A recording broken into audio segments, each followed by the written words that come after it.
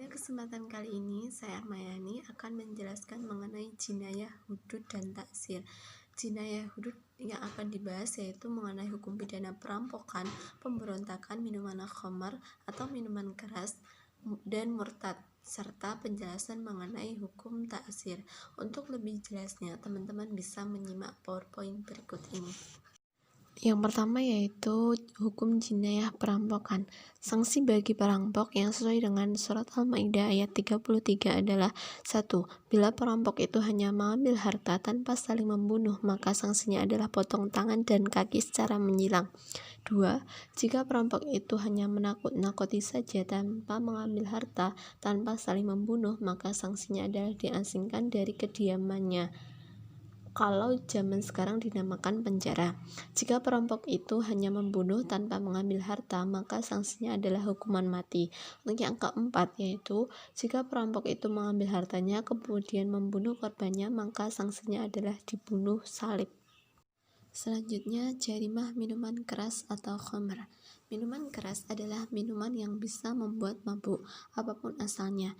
Imam Malik, Imam Syafi'i, dan Imam Ahmad seperti dikutip dalam Al-Jazuli berpendapat bahwa yang dimaksud khamr adalah minuman yang memabukkan, baik disebut khamr atau dengan nama lain.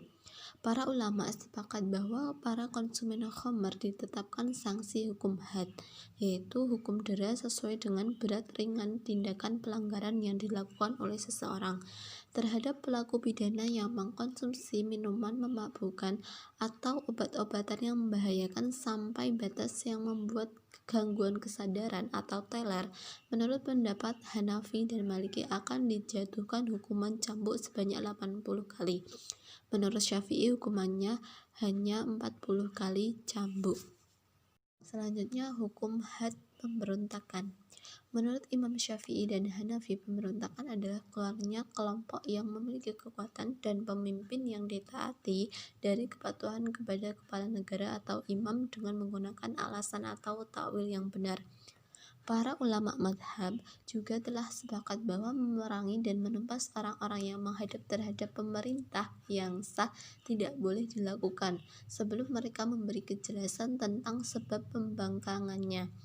Orang-orang yang melakukan pemberontakan dibebani pertanggungjawaban atas semua tindakan pidana yang dilakukannya sebelum mughalabah atau pertempuran, saat pertempuran, dan setelah pertempuran.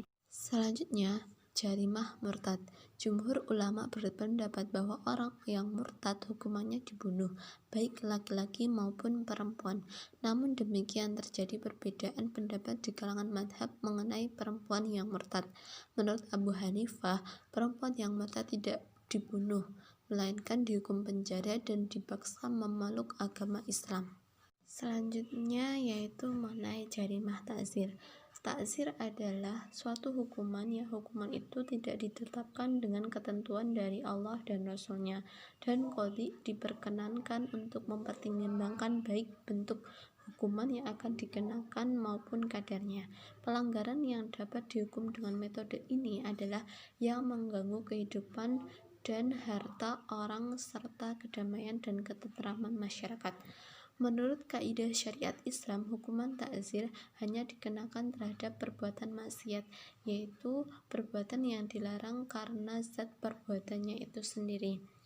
Abdul Aziz Amir juga membagi jarimah ta'zir secara rinci ke dalam beberapa bagian, yaitu yang pertama, jarimah ta'zir yang berkaitan dengan pembunuhan. Kedua, jarimah ta'zir yang berkaitan dengan perlukaan. Yang ketiga, jarimah ta'zir yang berkaitan dengan kejahatan terhadap kehormatan dan kerusakan akhlak. Yang keempat, jarimah ta'zir yang berkaitan dengan harta. Yang kelima, jarimah ta'zir yang berkaitan dengan kemaslahatan individu. Yang keenam, jarimah ta'zir yang berkaitan dengan keamanan umum. Kesimpulan pada pembahasan perbandingan mazhab dalam fikih jinayah yaitu yang pertama, jinayah merupakan tindak pidana agama Islam untuk melindungi kepentingan dan keselamatan umat manusia dari ancaman tindak kejahatan atau pelanggaran, sehingga tercipta situasi kehidupan yang aman dan tertib. Macam-macam jinayah yaitu yang pertama, jinayah qisas dan diat untuk pembunuhan, jinayah hudud yang terdiri dari zina, menuduh zina, pencurian, perampokan, minuman khamar, murtad, serta pemberontakan, dan yang terakhir yaitu jinayah ta'zir. Jinayah hudud dan jinayah qisas terdapat ketentuan dalam Al-Quran dan As-Sunnah, sedangkan jinayah ta'zir tidak terdapat dalam ketentuan Al-Quran dan As-Sunnah, namun dipertimbangkan untuk kemaslahatan umat manusia. Sekian presentasi dari kelompok kami. Apabila ada lebihnya itu semata-mata dari Allah, apabila ada kekurangannya itu semata-mata dari kesalahan kami pribadi. Semoga bermanfaat. Kami akhiri. Wassalamualaikum warahmatullahi wabarakatuh.